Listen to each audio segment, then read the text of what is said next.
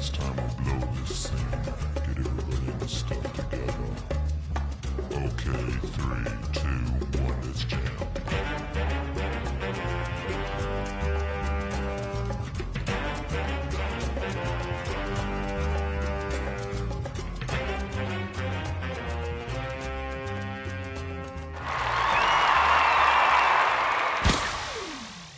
All right. And boom.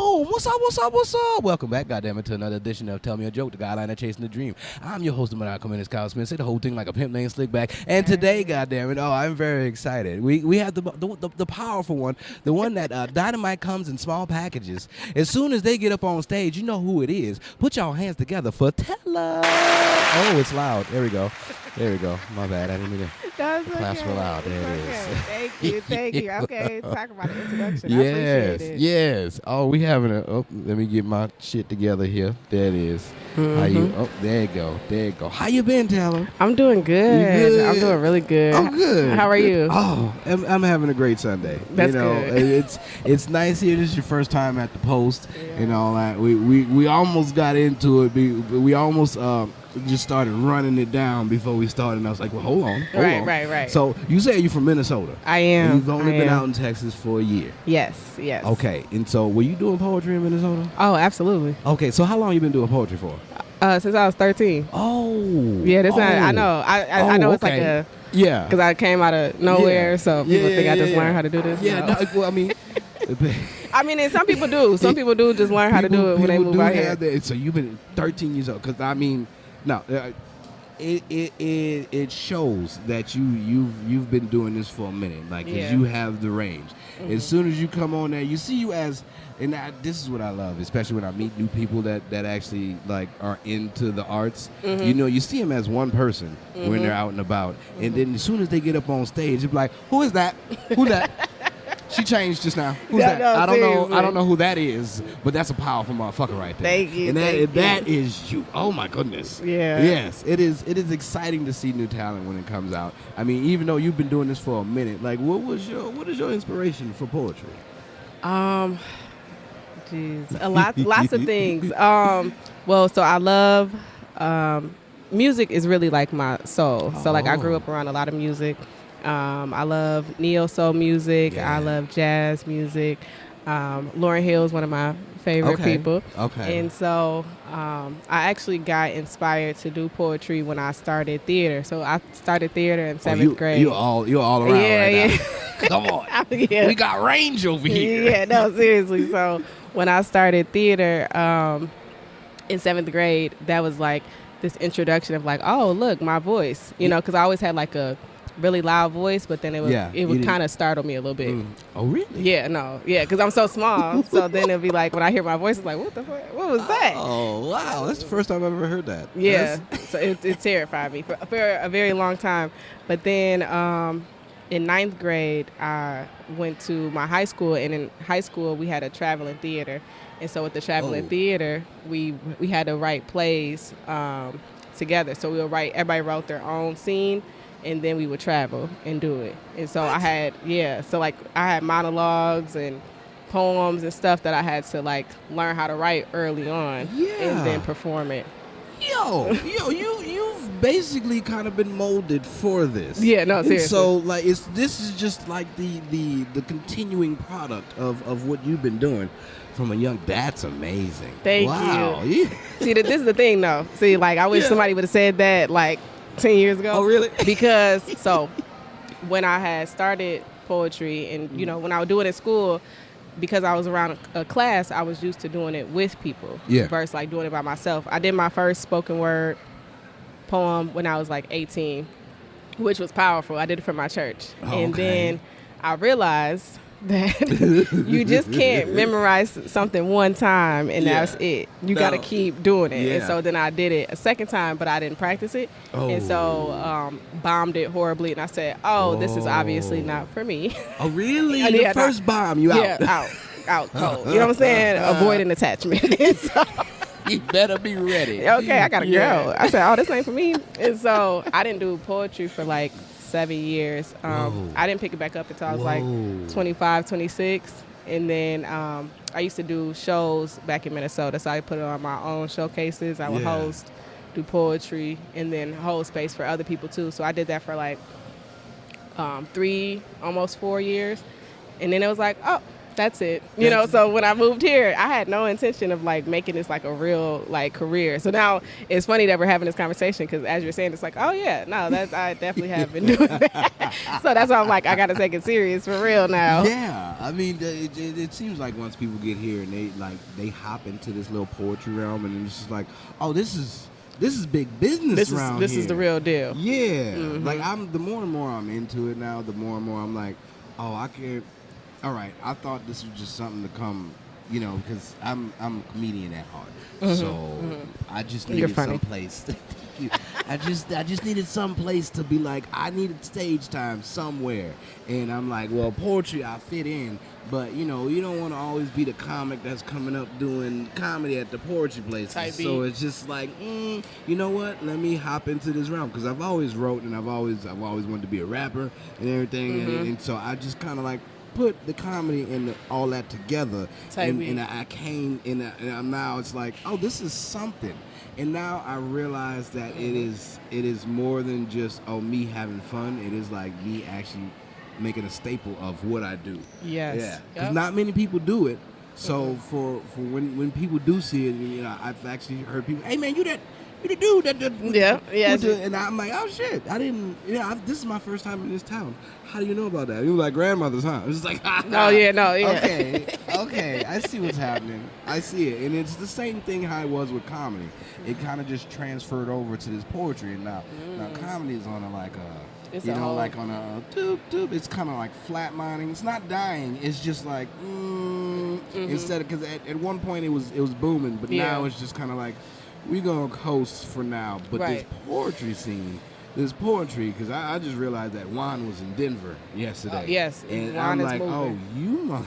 Yes, because I was planning on. I was like, let me go see what Juan's doing today, and I'm like, oh, I can't get to Denver. I didn't know y'all was in Denver. No, they be traveling. Yeah, and I'm like, yo, Amir be on his shit. This poetry, and I'm loving it. I'm loving it. And so I just keep the pen moving, and I'm like, don't worry, I'm here.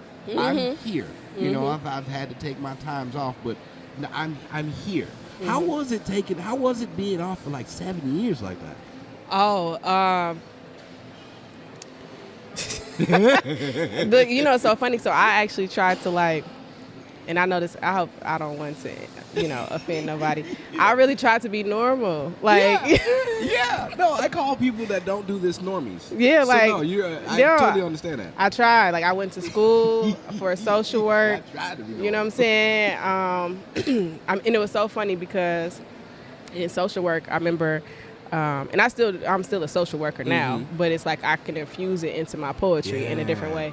But when I'm in school, they was like, "Yeah, you can't make no money off of this." I said, "Watch me." And so, and I didn't know what I was saying at the time. But no, it was so like such a dull point in my life. Like I was married to my son's dad, and it was just like I just felt unfulfilled, and I couldn't figure out like what it was. And I remember actually one of the things that got me back into poetry is I would journal, and nobody knew I would journal, but I would journal and write poems. And so for like 2 years, I was writing just a collection of poems. And then I was like, oh, why don't I turn this into like a book? And then that's also what like something that propelled me to do it. So I wrote my first book, which was a poetry book. And so it's just like a collection of poems that I had. And I didn't really think much of it when I was doing it. But that was one of the things that helped like save me out of that space, because I feel like even though I don't think I was going to be able to stay there anyways, but my life had become so like mundane that I was feeling so stuck and stagnant, and art is the only thing that like helped break me out of that. You're talking to the mirror right now, because this is exactly what I'm going through. I'm like, cheers. I am in the midst of what you're saying right now, and I'm like, okay, so this is what it looks like on the other end. Bliss, happiness, okay, because I'm like, I don't want to lose what's happening, but also I don't feel fulfilled. I'm stagnant. Things are mundane at this moment. Right. But every time I write something, it gives me a little spark. Yep. And I'm like, okay. And now it's in the midst of like, oh, you know what this is gonna be like when you're on your own, and I'm like, oh, okay, it's gonna hurt, and I'm gonna go through that pain. Cool. But I know what the feeling is gonna be once it's. The transformation is amazing. Like I wouldn't. It'd be so funny too because people would be asking me like if I want certain parts of my life back, and which I ain't gonna specify which part they talk about. But if you put two and two together, you realize what they talk about. And I'll be like, hell no. You know what I'm saying? Like the version of me at that point would only be able to phantom this. Like I would dream about being able to perform. Even hell, last year when I first moved here, we moved here in August. And I remember I used to watch Juan on Instagram, and I'm like, damn, I wish I could be able to get up there. Not knowing it was like an open mic, but like, you know what I'm saying? You can just sign up, G. But you know what I'm saying? Doing something, man. But I'm like, what the fuck?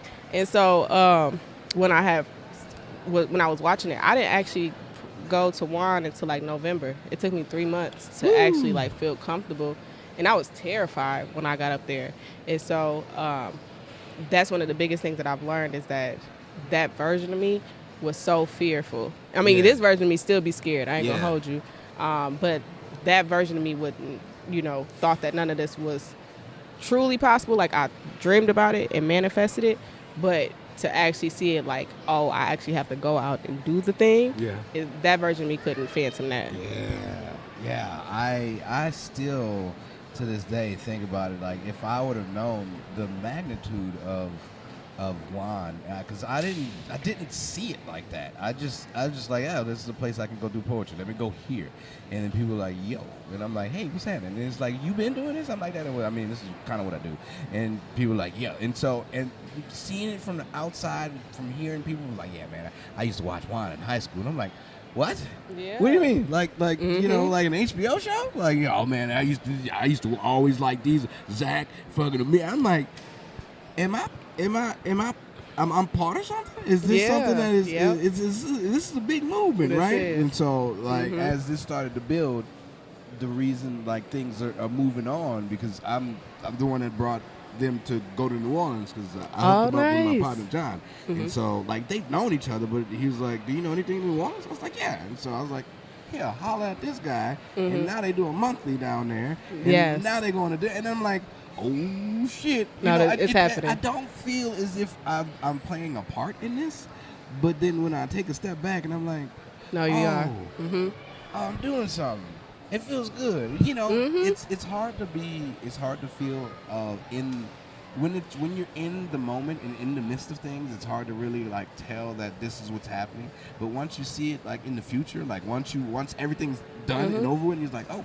We was doing something. Yeah, I mean, you got to think like whoever, all the people that was part of the Renaissance, James Baldwin, Langston Hughes, like they just was doing stuff, they were putting themselves out there. Now, granted, I think to some degree they knew it was something, but when you're the actual person doing the work, when you're the actual person performing, you thinking about the fact that like you got anxieties, you got fears, you know what I'm saying? Everybody think you so, this big star, and it's like, gee, I'm just getting my feelings out. You know what I'm saying? I had a mental breakdown until halfway through the poem, and I said, oh yeah, let me just, okay, I guess I can be calm now. But yeah, so they didn't realize the multitude until afterwards, and so it's like the importance of doing the work because we don't know who we are impacting. Yeah, you know what I mean? Yeah, and see, that's a reason why a reason for me to chase this dream, for me not to give up, because it does. Like I've never got to look at it at that aspect of it. I've always been like, no, this is just something that you don't always have to conform to what society wants you to do. You can break out of that box and become your own person. But when you put it in that sense of like, oh yeah, no, for these people, they started a movement and it revolutionized the way we see the world now. And I'm like, oh. Shit. Okay. Yeah. No. And they was our age. Bigger than that. Yes. You know what I'm saying? They wasn't. I mean, some of them was in their early 20s and shit, but like for the most part, most people was like in their 30s. You know what I'm saying? Really getting themselves. I mean, and when we think about even people who are very successful, Oprah and people like that, their footing started now. You know what I'm saying? It did not always start when we're in our 20s. A lot of people started in their 30s and sometimes 40s too. Yeah, that's me here. That's what it feels like. It feels like I've finally molded into something that I prefer to be, because I was finding myself all those years, and I didn't know what I wanted to do, who I wanted to be, where it was supposed to go. Now that I've like seen what the world is like, and it's like, oh well, I can insert myself this way, and I'm doing it. So it's just like, this is another reason to always continue doing this. Yeah. You know what I like to think about? I don't know if this is a great example, but it works in my brain. I got ADHD, neurodivergent and shit. Here. But I think about like a phone being charged up, right? Yeah. Like, who's gonna take it off the battery, off the charger when it's 20%? Whoa. You know what I'm saying? Like, or even 30%, you kind of like, 40%, 50%, you okay. And not saying that we have to wait till our 40s and 50s, but like we really in the process of like charging up. You know what I mean? And so that is an amazing analogy. Thank you. I like that. Yo, that is really good. That is a fun way to look at that. Yeah, you know what I'm saying? Yeah. Like, my ADHD brain is like, yo. No, I know. We think of that as well. Yeah, that is exactly a good way to look at life.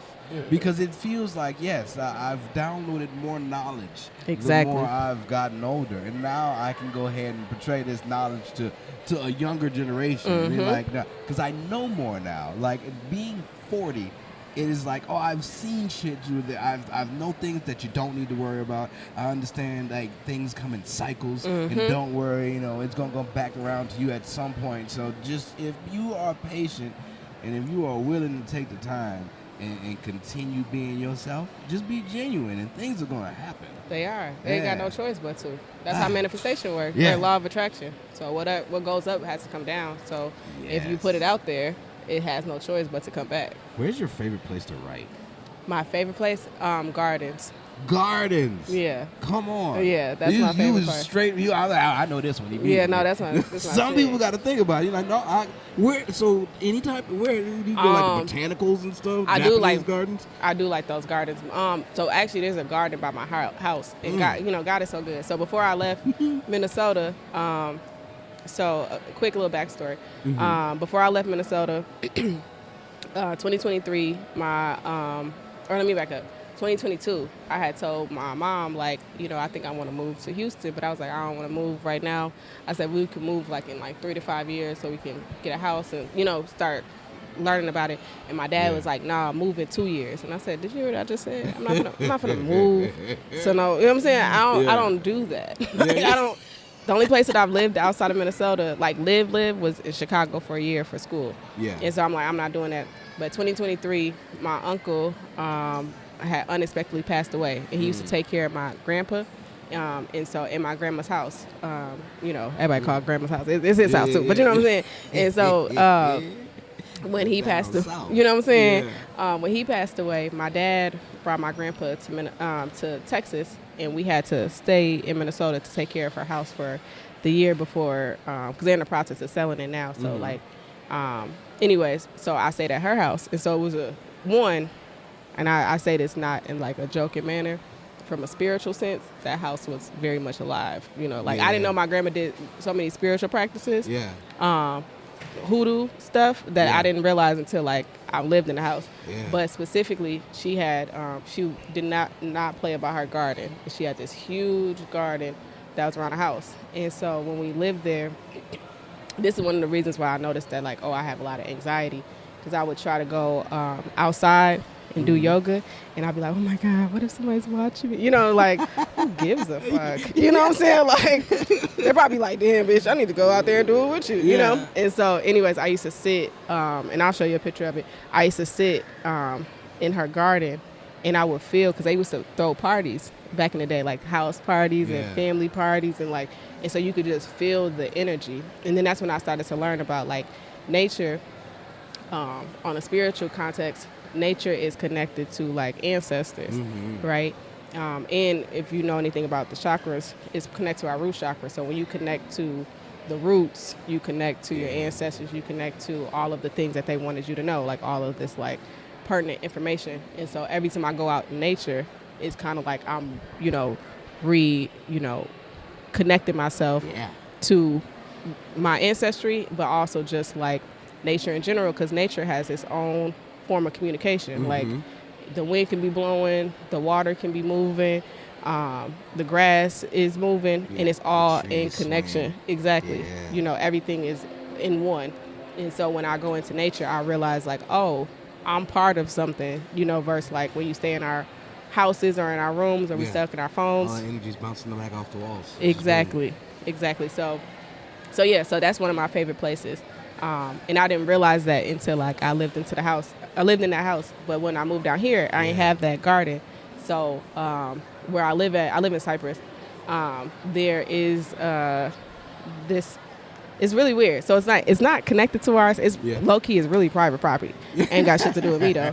But so it's like some big organization, but they have like a pond area. It's a huge pond area, and it's like a grassy area, and they have like swings and pavilions and stuff like that. But it's super calm. A lot of people don't go out there, and so I can just walk there, and then I usually sit there and I'll practice my poems. I'll journal, I'll write, I'll pray. So that's kind of like my go-to spot since I don't have like my garden. Yeah, I like that. I enjoyed all of that story just to get to this point. That felt great. I went on a journey. My neurodivergent brain is like, I can't just tell you. Give it to me. Let me know why. You need to know the backstory. You do, because it's not gonna hit. If I be like, oh yeah, there's a pond that I like to go to. Like nobody. Right in the garden. It's like, why? You gotta know. Yeah. Now, I feel the same weekly. On a weekly basis, me and homie, we go in the forest. And we go nice. Yes. And we go walk across he has a better sense of direction than I do. I'm a direction challenged too. Yeah, me as well. I like to just get lost. Not like for real, but I get lost in my mind. Yeah. So, you know, yes. As we are walking, I'm like, you pay attention. I'm gonna just be here, and so we have a good time. And I always feel as if when I go inside the forest, give the energy back as the trees sway and breathe. And it's just it feels so refreshing. And it feels like a reset for the week. Exactly. And it is needed for me because I feel as if I need to be grounded. I need to be one with something because everything that I'm going through, I'm like, you know what? I need to release this somewhere. And I in the house is one thing, and it's like, but everything's coming back to me in this house. It feels cold and cluttered with the thoughts that I have going on. So to be able to just get out and be like, and express the rays and just let things just really dissipate. All off of you. Yeah, that's what makes me feel. So when you brought that up, I was like, oh no, we're on the same page. Yes. We are. It is. I mean, being an artist, I thought I would be able to let it. It was just something that it's a phase and it'll go away because now I have a family and I got to do this so I can be more attentive to the family and everything, but I'm always attentive to the family. Like I'm more attentive now because I even write more about the family, and it seems like I don't want to be stagnant in one little area. I need to. I feel the need to be out and expressing things just because I'm not the only person that feels this way, but I know how to express it on stage. So let me free. Get me out the cage. Well, I mean, and the thing too is I think a lot of times when we become adults and we have families, we make that our main focus, which it definitely should be a focus, but we have to be in harmony, with our family. But the only way you're going to be in harmony is if you feel fulfilled. So if you don't feel fulfilled, that's when we, become parents where we hate our lives and we mean to the kids and, mean to our spouses and, and then we blame them for why our life isn't the way that we want it to be. And it's like, well, you have to create that, and you can't use your family or children or your spouse as a reason for why you can't do the things that you are supposed to do, And honestly, that's what actually like our art is what frees us from like being in this hostage place. And I always think about like, like back in the day where the science teacher, and I mean, hell, they probably do it now, but the science teacher was playing with his band, back in the day. And, we'll make jokes about it, but it's like, no, he needs that. Because if he doesn't have that balance, he's not going to be able to show up the way that he needs to. You know what I mean? Yeah. It does feel that way. It's like, I need to, this is how I release the anxiety that's inside of me. And so I can feel better about, just like life. A motherfucker that goes and plays golf. Right.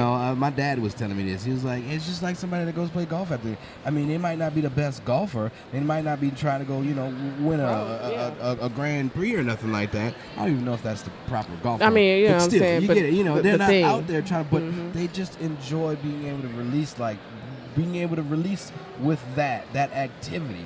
And I'm like, yes. Yeah, I can look at it like that, and I don't have to, put it away. And it felt like I needed to just be able to be more attentive, put my passion away. And I'm like, I don't understand this. No. It doesn't feel right. That's what society tells us to do, and that's why people hate their life. No, for real. For real. And then they get older, and then their kids be surprised because they didn't realize that they liked all this stuff. And it's like because they was waiting for the kids to get older, to follow their dreams, and or they feel like they can't, because some people get to a certain age and be like, oh, I can't, do the things, and it's like, that's a lie. It's, it's all a lie. At any point in your life, you can change and become whoever you want to be, but you have to give yourself permission to do that. You know what I'm saying? But like, I always encourage people, because my son is a reflection of me. So if I am being scared or I'm blaming, oh, I have a son, so I can't do the things, then guess what? He's going to tell himself the same thing.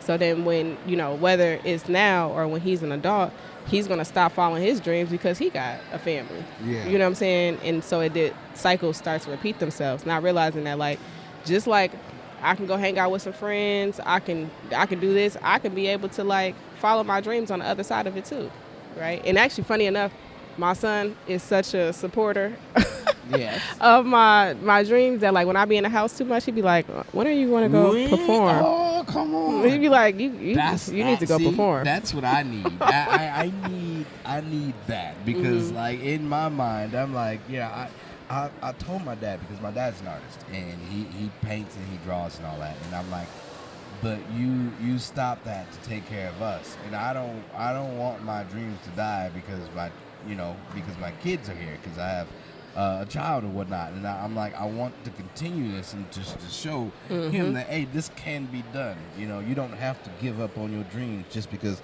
this is what it is. But my dad, he was a painter and stuff like that, and he understood that, hey, this ain't gonna be able to be a life for my children, so I'm gonna just do this instead. But he still draws, and he's explained to me even thoroughly than that there was reasons why he was just like, yeah, this is why I don't do this, because people are like, well, I don't like that doesn't look nice to me. He's like, well, I like it, I'm pretty sure you couldn't do it, right. He's a really talented artist, so it's just like, for somebody not to like something that he's done, it's like, oh, that is true, but that's like his form of bombing, right?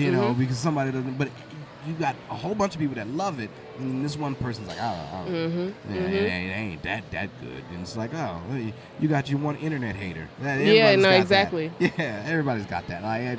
So I definitely don't want to just give up on it, because I have more things that just, I'm like, oh, this is good. Like, why would I not share this? Like, this is. But then I feel so narcissistic when I say things like that. I'm like, why would I? But I'm the vessel, and this comes to me for a reason. So it's just like, no. It's not that you're sharing it. It's you're giving a piece of something to somebody else that they can be like, oh, all right, this makes me whole again. So I'm just more aware now, especially being older. Yeah, I mean, and it's necessary for you to be aware, because we do have to have, like I said, harmony and balance in our life. But yeah, like, think about, like, famous people, like LeBron James, right? For him to not show his kid, or for him to stop his career in the midst of him having kids, it wouldn't make no sense. Yeah, you know what I'm saying? So, like, we actually, like, are so excited that he taught his kids. Now his kids is in the same league that he's in, right? And it wouldn't make no sense for him to not do it that way. And not saying that your kids are going to, like, exactly follow in your footsteps, but you open up the door for them. For them. Exactly. This is how it can be done. Yeah. Yeah. You know, and like, even if it's not something that they want to make their full-time position, you still having some level of excitement or joy about life, because we become, like I said, unfulfilled. And there's nothing wrong with you enjoying your craft or knowing that it's good. Yeah. You know what I'm saying? I think sometimes, like, going back to like the internet hater, or like that person who, you know, says that thing, what's that, so far within, so far without, so far above, so far below. So if I feel a way about my art, that one person is going to reflect me. Yeah. So that's why I'm willing to throw away all of the good compliments, because I actually feel that way. You know what I'm saying? Does that make sense? Yeah. You know, so like when I catch myself doing that, I have to check in and be like, well, why do you feel that way? Because the only reason I'm feeling the way about your comment or what you're saying is because there's a part of me that feels that way. If I'm like, for example, do you like your shirt? Yeah, I do. You really like it? Yeah. If I was like, I hate that shirt. Oh. You'll be like, oh, okay, bitch. Okay, well, there's nothing I can do about it. Because you like it. So why would you? But if you had some level of doubt, you'd be like, damn, do you think I should? I knew I should took the shirt off before I left. You know what I'm saying? And so if we have that same doubt about our art, not saying that like as artists we sensitive, of course, but if I'm talking down about my art subconsciously, and then here come this person, they're just reflecting how I actually feel. Subconscious onto. Yeah, I know it's good, and I normally know it's like, this is mediocre. So when I do come out with something, since I've been doing it for a while, when I do come out with something, I'm like, no, you can't say that this is not good, because I know a lot of people that's gonna think this is really nice, and you know, I wouldn't have presented it if I didn't think it was good enough. So you know, to have that. Just being an entertainer like this, it's so difficult because there's so many levels of things that we have to think about just to stay sane. Yeah, that is. How do you know when your writing is done? How do you know when your poem is finished?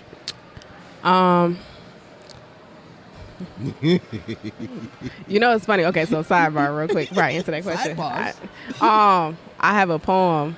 I'm actually be like introducing it today, so I'm nervous, but I'm excited. Where you going? I'm going to Poetry Lounge. All right. It is Sunday, so shout out to 7. So it's called Perfectionism. And so it came from a moment where like something didn't turn out artistically the way that I wanted it to. And I mean, I just bawled, right? And it was so mind you, I'm a social worker, I'm a therapist, I'm a mental health, you know, all this stuff. And I was so upset. And my boyfriend was like, you know, why are you know, he gave me all the stuff that I'm telling, you know, he was my therapist at that moment. And then I had wrote a poem about, you know, perfectionism. And I noticed that like when it comes to my art, and so honestly, a lot of times when I'm having these negative thoughts, I'll just start reciting a poem. And I realized like, that's one of the reasons why I need to put it out. Now, granted, I'm always going to like kind of tweak it a little bit, because when I perform it, that's when I realize like, I need to like work on this or work on that. But I usually will know it's done to, how do I put this? When I feel it, you know. And so I'm learning how not to be so focused on like if it's done right and wise, but if I'm able to feel through it. And so like with me being, you know, doing acting and also, but like on a mental health level, because I teach people, it's really important for me to not just recite the poem. It's important for me to actually like feel through it. Yeah. You know what I mean? And so that's one of the reasons why I'll know it's done, because when I perform it, I can actually feel what it is that I'm saying, and then it stops being about me. You know, it is about me because this is my story, but some of the things that I speak about are not necessarily my stories, are not to the full extreme. Like some of the parts are put in there for other people. But I'll know it's done, you know, quote unquote. I'll know it's done when I feel ready to like put it out, because I know in that way I still am learning how to not be too much of a perfectionist, because I know I won't put nothing out until I feel comfortable with it, but also learning that like as long as I can feel good about it myself, I can't really be too crazy about what somebody else thinks of it, because that's how I used to think. I've been writing a new piece now, and I'm like, I know it's not done because it doesn't have an ending that I want. It doesn't have that. Usually, when it comes to me writing, my pieces have a pop to them, just because I try to keep things and accommodate stylings. So I need that pop at the end.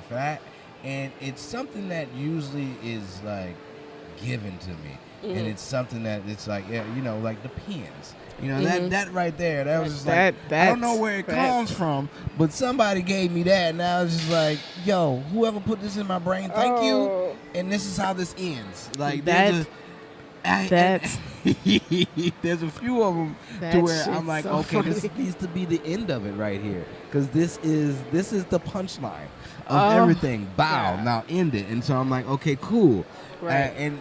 I've been writing a new piece now to where I'm like, I have so many ways that this could end, and I don't know what should be the ending. But as I keep going through it, I'm adding more pieces in the middle. So I'm like, oh, this is starting to beef up now. I like this. So at one point when I thought that, this is how it should be, the structure of it was cool, this might have the ending that I needed, and then more things started to come, and I'm like, oh no. No. We just changed it to a Megazord just now. Okay. The Power Rangers have came together. Unite. Yeah. I just wrote Captain Planet. I need to go ahead and present this to people. So, all right. Yeah, it feels good. Also, the other part too is when we start performing it, we'll start tweaking it anyways. Yeah. Because I'll be like, damn, people love the poem. We might be like, I think I'm finna switch this up, or I'm finna do this to the poem, because when I present it, it's easier. Because even with two of my newer poems, they're more, I guess, bar heavy, and because I'm a storyteller, so I usually tell stories, but also been working on my bars and stuff like that. And so, but also not putting myself in a position where I'm just saying a whole bunch of big ass words and then trying to, and then I'm not gonna do all that shit. And so, the lines that we have to play with, to actually get it to flow. So then the more that I recite it out loud, and that's one of the reasons why I like to go to the park, because sometimes I find myself, especially when I'm at home, because I have neighbors and shit. And so, my family don't care, but my neighbors, I be trying to be, I'm trying to be mindful, you know what I'm saying? Yeah. So I'll try to, I wouldn't say I'll quiet myself down, but I'm aware. But when I go out in nature, I'm able to say it out loud and say it the way that I want to. Yeah. And so then I'll be like, I don't like that, you know what I'm saying? And be able to do constructive criticism and critique versus not putting the whole thing out because I don't like 2 bars, just change the shit, you know what I'm saying? Or take a word out, in real life, all you gotta do is take a word out and change something around, flip it. I've done that. I've had to take a few things out. I do my best practicing in the shower, that's fair. When I get real emotive, and water helps do that. Yes, and to be able to have everything drowned out to where it's like a white noise, just hearing it. And then going through the words and the poems over and over, and I'm like, okay, this is gonna take this long. This is where I should hit this little piece at. Boom, this is it feels good. It feels like I'm putting the armor on as I'm getting it together. I used to tell people I like to get from memory from me, because my memorization is terrible. I'm a big component of muscle memory.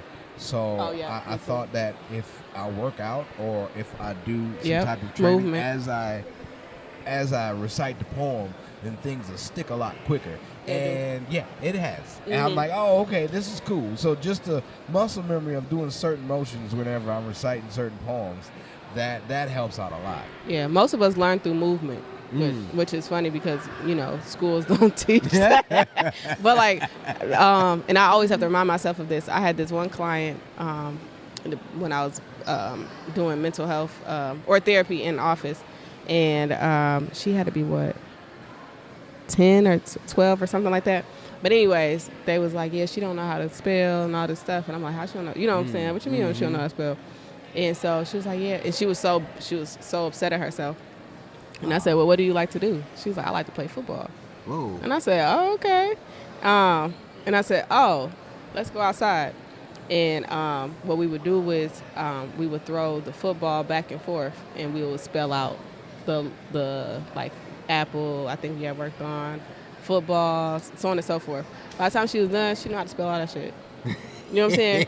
Because especially when people struggle with like mental health and or are neurodivergent, our brains think differently. Yeah. You know what I'm saying? Like I got ADHD, so I have a very fast thinking brain, but also very slow. Like it goes like a damn toddler with a whole bunch of fucking sugar. I mean, exactly like my child. Yeah, you know what I'm saying? Like just boom, down, you know?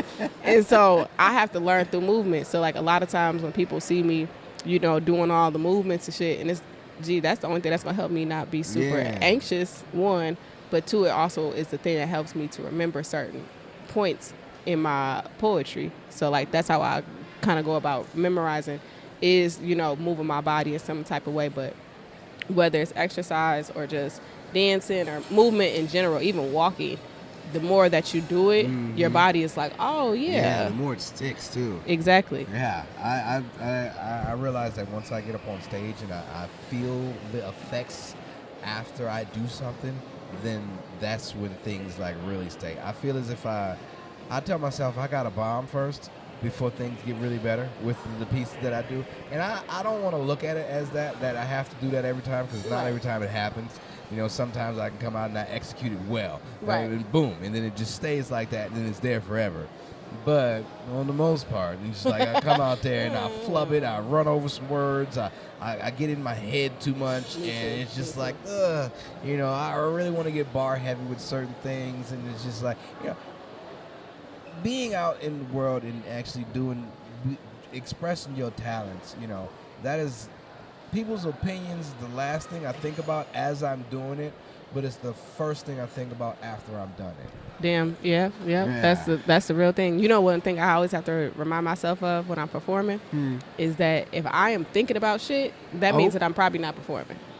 It's gonna fuck me up. Yeah. And I'll be in my head like, bitch, why'd you say it like that? That was stupid. Oh my gosh, look at her. Like, can you shut the fuck up?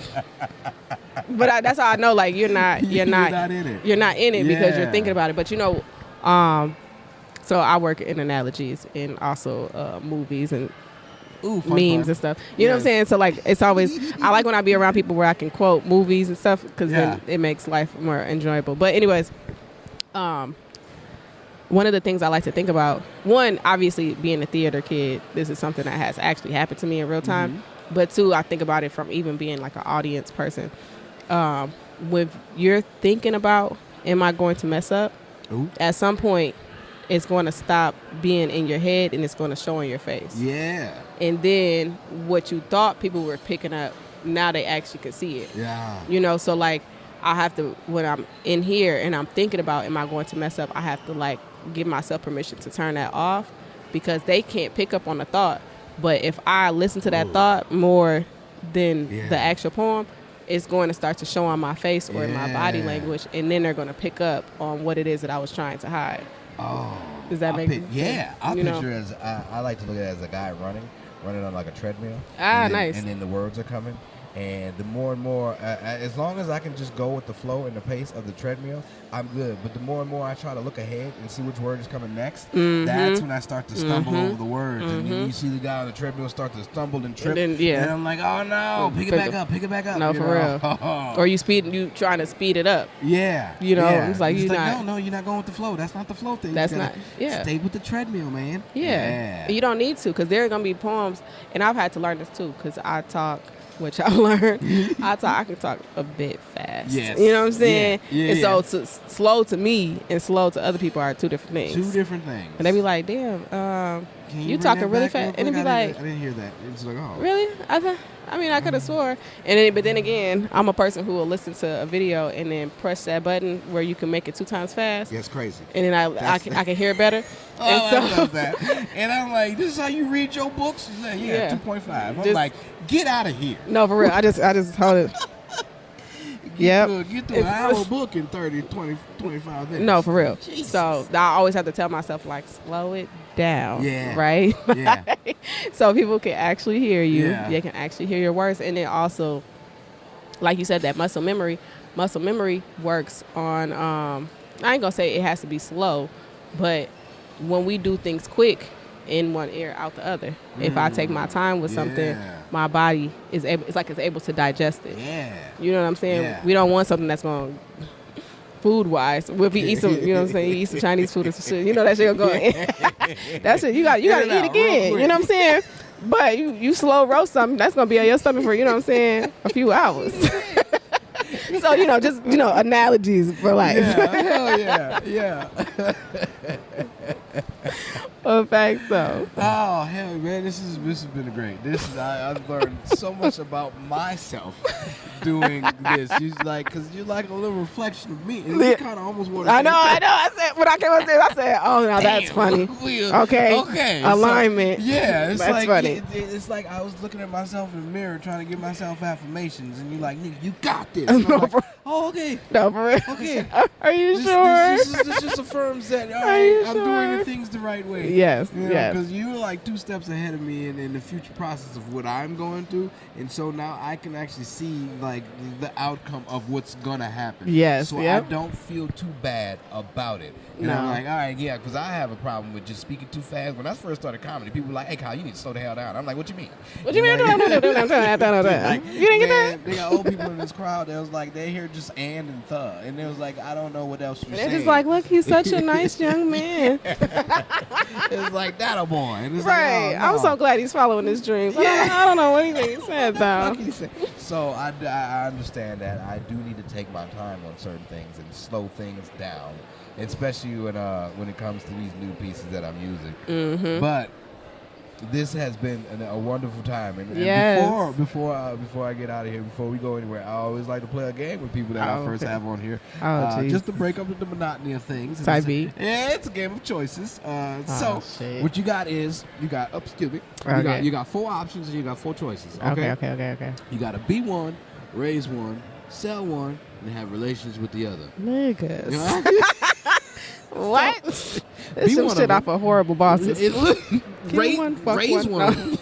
I'm sorry. No, that's exactly no, I know. But just with other folks, I use relations with the other one. What you mean relations? Fucking. Y'all fucking. Yeah, okay. So, be one, raise one, sell one, relations with the other. Okay. And your options are a mermaid, a mogwai, a Mexican, and a manatee. Okay. I like alliteration. Okay, wait. Hold on. Okay. What's the second one? A mogwai. What's remember that? Gizmo from Gremlins? Remember the Okay, and then what was the last one? A manatee. The sea cows from Florida, they were endangered at one point. Oh. They got faces like I would say a walrus face, but flippers like a porpoise. Okay. A body like a porpoise, something like that. Yeah. Okay. Yeah. Okay, so you got a C one? Be one of them. Be one of them. Okay, I'm being a mermaid. Okay, yeah, got you. You know Boom, what I'm saying? get that out the way. Raise one of them. Raise one. And then what's the other one? Mermaid, mogwai, Mexican, manatee. So you got a Mexican and a mogwai. Well, I think I'm going to have relations with the manatee because I don't want my man to think, you know what I'm saying? And baby, if you're watching this is not like, it's not like. She kept a safe route. I don't even want them. I want you. You know what I'm saying? So, if you're watching this, babe, you know what I'm saying? I did not. If he gets to the end. No. Gets to the end. So if you're not. No, I made the right choice. Okay, so the manatee is the one that I'm having relations with. I guess I'm gonna raise the Mexican, which feels wrong, but no, it's not. You didn't sell it, so right? Okay. Oh, you're right. Damn, that's racist. And then I'ma sell. But I'ma sell that shit though. You gonna sell a mogwai? Yeah. Yeah. Boom. It might. I'm gonna make some good money though. I ain't gonna lie to you. Yeah. I'm gonna raise a Mexican baby. My son's sister is like, she's Mexican. I'd be like, damn, because he looked like me, and she looked real. She's very yeah. I said that damn family photo finna be intriguing. She cute though, so I guess I'm gonna raise her. Yeah. So. My stomach hurts. Sorry. That's fun. Oh, good. Hell yeah. Tella, let everybody know where they can find you at. Oh, you can find me at Tella1 on Instagram. Also follow Tella Works. That's my business page. I hold healing circles and spaces. I got a healing circle coming up this Sunday, the 28th, and then October 5th. So I got a couple of different things, but follow me. You can follow my website, which is tellaworks.org, and I'm on TikTok as well under Tellaworks. Just put Tellaworks. It's just all Tellaworks. She out here working, y'all. No, for real, in real time. Check out, find us today, man. This has been Tell Me a Joke, the guy out there chasing the dream. I've been your host, Maniacal, Menace, Kyle Smith. Say the whole thing like a pimp named Slickback. And until next time, keep dreaming, jokers.